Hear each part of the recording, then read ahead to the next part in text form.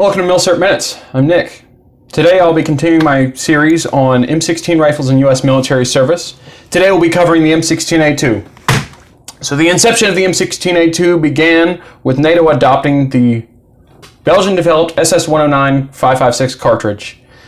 The difference between the new cartridge and the old cartridge was the new cartridge weighed 62 grains, the old cartridge weighed 55 grains that we'd been using at the time. 62 grain projectile will not stabilize properly out of a barrel with a 1 in 12 inch twist rate like you saw in the M16E1 and the M16A1. Marine Corps decided they were just going to build a whole new rifle instead of do new barrels.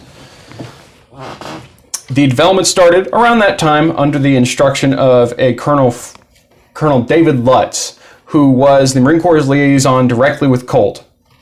And through David Lutz, he had direct influence on several big changes. One of his big things was the rear sight.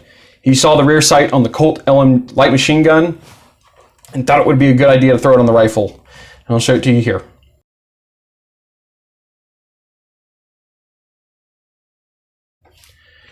Because of other changes made between the A1 and A2, the A2 weighs considerably more than an A1. The M16A1 unloaded weighs approximately 6.3 pounds unloaded with no sling, whereas the M16A2 comes in at around 7.5 pounds with no sling and no bayonet. Colt filled out the contract between the initial adoption of the Marine Corps and then the later adoption by the Army. Marine Corps adopted in late 83, Army adopted in 1985. And Colt filled out all of those initial contracts.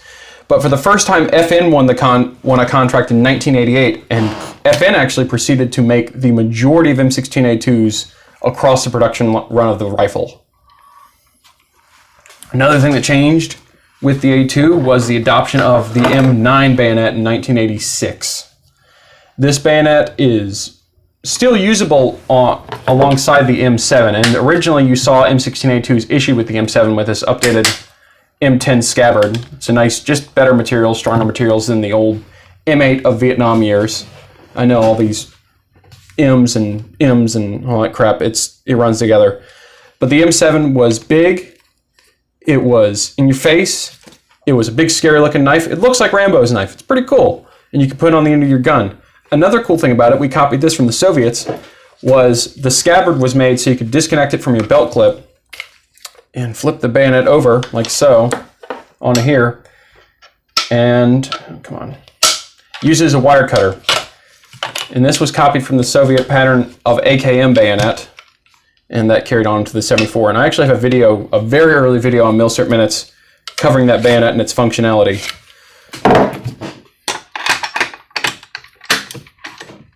But let's bring you over here and we'll take a closer look at the rifle. Alright, now I'm going to show you all the changes that were made between the A1 and A2, and it's a long list, so try to keep up. The length of pull between the A1 and A2 is extended by 5/8 of an inch. This would later come to bite the military in the ass, as later in this rifle's service life, body armor got introduced. And it's a whole lot, and from personal experience, it's a whole lot easier to shoulder an M16A1 or an XM16E1 on a Pagsit vest than it is an A2. However, another change they've made was they upgraded the butt plate. They serrated it more, so it's less easy to slip in, say, a wet environment. They improved the trapdoor butt plate to make it easier to open, and I'll show you that here.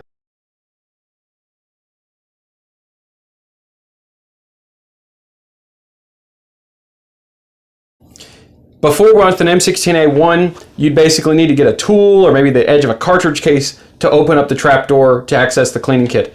This thing can open just like that. A lot easier, a lot less difficulty. Moving forward, we have the A2 style pistol grip that had the finger rest on it. Some people don't like it. I don't care. I think it's fine. The lower receiver was changed and reinforced here and here. It was found on A1 receivers with high round counts that there was cracking starting to happen here and here. So they made them thicker.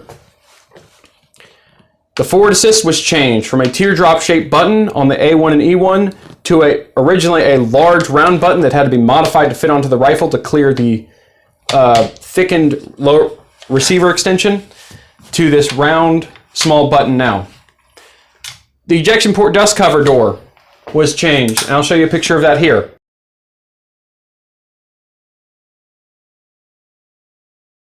It was found every once in a while that an A1 style dust cover that would not be made could slip down in between the upper and lower receiver and could be crushed when the rifle is closed back, when the rifle is clamshelled back together after reassembly. This was made so it's absolutely impossible for that to happen. The brass deflector, very good change between the A1 and A2. This made it much easier for left-handed shooters to operate the rifle. A properly gassed M16A1 rifle will shoot brass basically directly into your face. One big change was the rear sight. Not even the rear sight assembly itself, but the rear sight aperture. They went from having a long distance and a short distance pinhole aperture to having a small aperture and a ghost ring sight. And then I'll show you a picture of that here.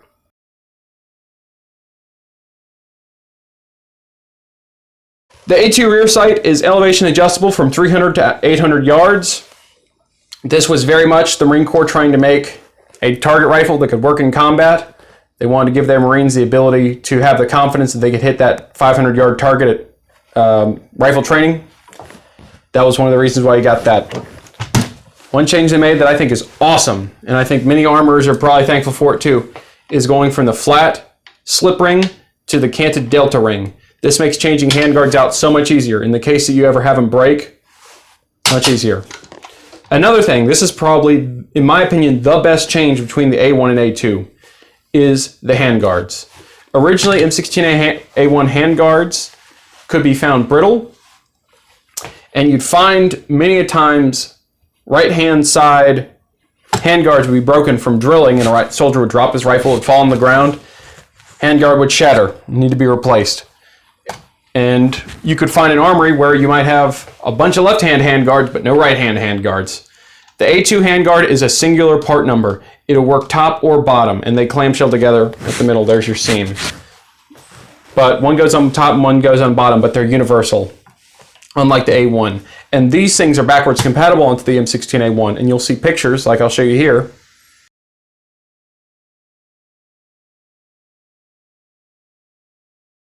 M16A1's in service in the 1990s, where you can still see the M16A1 style upper receiver and A1 barrel, but with A2 handguards. Another change made was the front sight post. I'll show you a picture of the M16A1 up against an A2 here.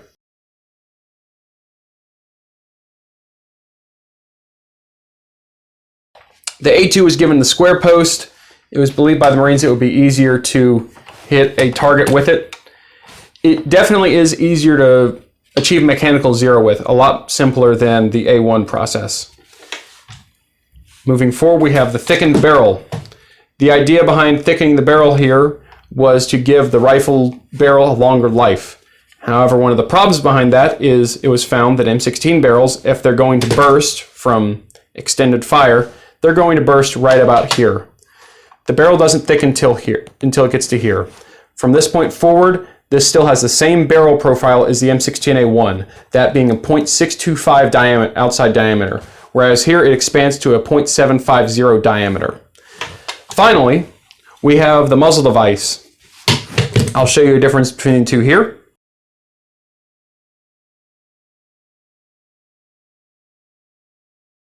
The A2 device, as you saw, is closed off at the bottom. It was found that if you're firing from a position where you're prone and there's loose material such as dust or sand below you, and you fire with a A1 style flash hider, you will kick up dust and sand below you, further revealing your position, whereas this conceals your position. And also was supposed to act as a mitigator for muzzle climb, which take a 5.56 that basically has no recoil, put it on a rifle that's even heavier, it has even less recoil. And then finally, last but not least, we have the biggest change, I forgot to get to, on the A1 versus the A2, the burst fire mechanism. In my opinion, this was the worst change they made of all.